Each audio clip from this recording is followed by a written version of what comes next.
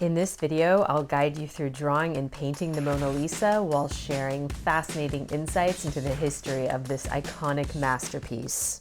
To give you a clear idea of what we'll be doing, take a look at these two diagrams I made. They show an overview of the process we'll follow step by step. We'll start with a piece of 11 by 14 inch multimedia paper. Begin by drawing a circle near the top of the paper. Next, add 2 vertical lines under the circle. This sloping line shows the outer edge of the hair and left shoulder, making a mark here where the other shoulder will be. Making a few pencil marks to show where her garments are. My pencil marks will get darker in just a moment. I'm going back and adding vertical and horizontal intersecting lines. I want the center of my circle to be where the axis is, so I'm going to go ahead and erase this circle. I'm making pencil marks to indicate where I want the outer edge of the new circle to be. Now making a curving line to connect each of these points. I'm using light pencil marks to make adjustments easier later. From the midpoint on the left side, I'm drawing a straight vertical line, then doing the same on the right side. I'm adding another vertical line to the left of my original vertical line. This new line will mark the center of her face.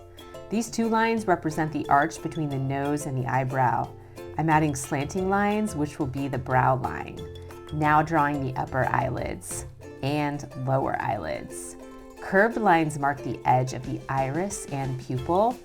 I'm using the vertical line to guide me as I draw the lines for the nose. Adding a circle for the tip of the nose, making a couple slanting lines at the bottom. This horizontal line will guide me as I draw the mouth. I'm making a mark where I want the edge of the lips to be. A curved line connects these marks. This dot marks the top of the chin. Another dot and a horizontal line indicates where the bottom of the chin will be. I'm using the lines I already have to guide me as I draw the edge of the face, which includes the forehead, cheek, and chin. Now adding an oval where the chin is, and adding a curved jaw line that sweeps upwards. This vertical line indicates hair. I'm also adding a hairline across the top of the head. This line shows where the hair parts. This is the neck and base of the shoulder. And now for the outer edge of the hair. I'm reworking the slope of the shoulder line a bit and adding more of the hair. And now drawing the rest of the hairline. I'm adding this line to extend the volume of the hair. This line here and this line are also for hair. This is the back edge of the shoulder. This is the sloping edge of her garment. This irregular line marks the edge of the hair. You can see how the hair cascades all the way down to the elbow. I end up redrawing my lines a bit here. Now adding her shirt collar and the edge of her shirt and sleeve and shirt cuff. I'm only drawing a little bit of the hand, and then you can see a bit of her left arm reaching across. I'm penciling in the main lines I see that stand out from her garment. Now for the fun part. I get to go back and erase all of the guiding lines that I no longer need. This completely transforms my picture. Now it's time to draw the background. Here's a horizontal line and a cluster of trees. I'm adding a couple basic lines to suggest different geographic features in the background. Here are some jagged mountains and a winding dirt road. And adding in some more lines to roughly copy the main lines I see in the background of the painting. When you're done drawing, you're ready to add paint. But before we dive into painting, let's take a moment to explore the genius behind the Mona Lisa. Leonardo da Vinci was born in Italy in 1452 during the European Renaissance. While he is known for his paintings, he was also an engineer, scientist, writer, architect, and musician.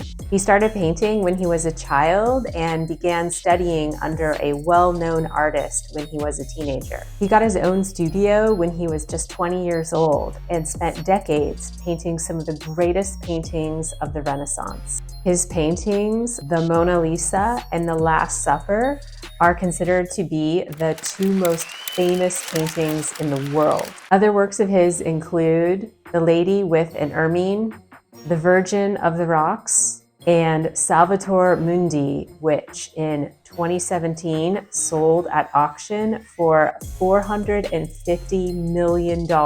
He created notebooks filled with technological designs and anatomical studies. Today, he is remembered as a super genius and one of the greatest artists and inventors in the history of the world.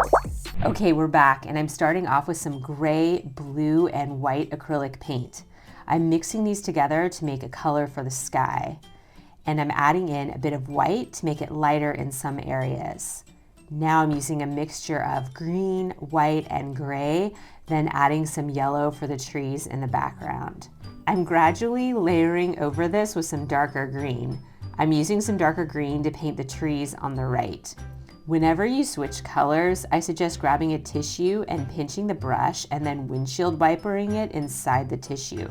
You can dip the brush in water and repeat several times. This will keep your water cleaner and prevent extra paint from getting washed down the drain. I think this area over here is water, so I'm using some grayish blue and then adding some darker green.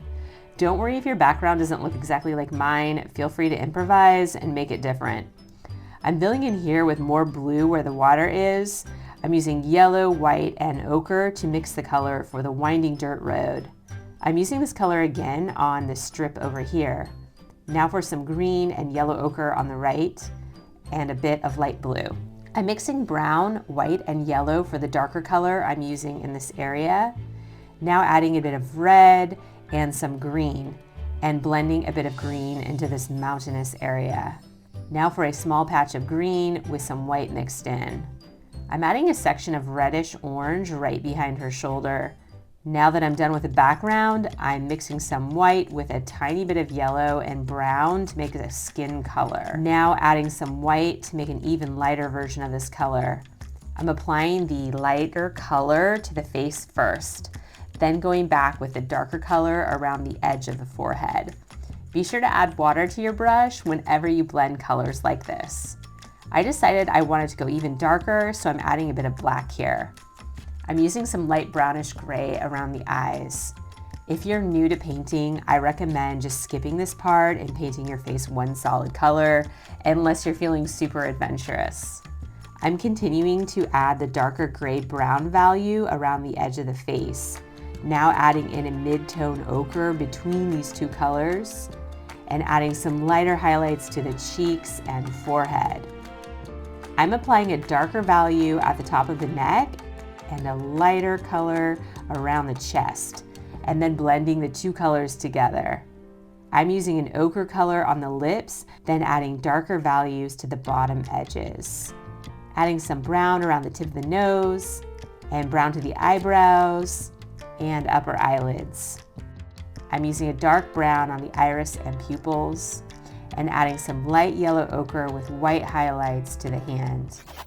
Okay, so now I'm going to talk to you a bit more about the Mona Lisa because it's such a fascinating painting with an incredible history. The Mona Lisa is a painting of an Italian aristocrat named Lisa Gherardini. Leonardo Da Vinci spent over 10 years working on this painting and carrying it around with him. It's said that when he died, he still hadn't finished it. After Da Vinci's death, the Mona Lisa was purchased by the King of France. It was passed down as a treasured painting within the French royal family. It hung in Napoleon's bedroom during the 1800s and later went on display inside the Louvre. This painting didn't achieve its worldwide, ultra-famous reputation until it was stolen from the Louvre in 1911. Amazingly, the world-famous painter Pablo Picasso was interrogated as a possible suspect in the theft of the painting. Authorities eventually determined his innocence and released him. The actual thief of the Mona Lisa turned out to be a man named Perugia,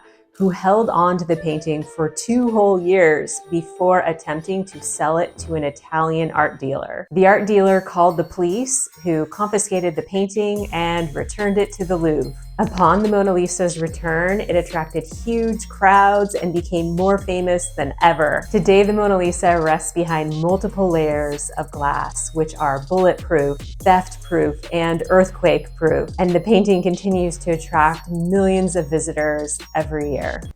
I'm filling in her hair with a dark brown and adding water to my brush so the paint goes on smoothly.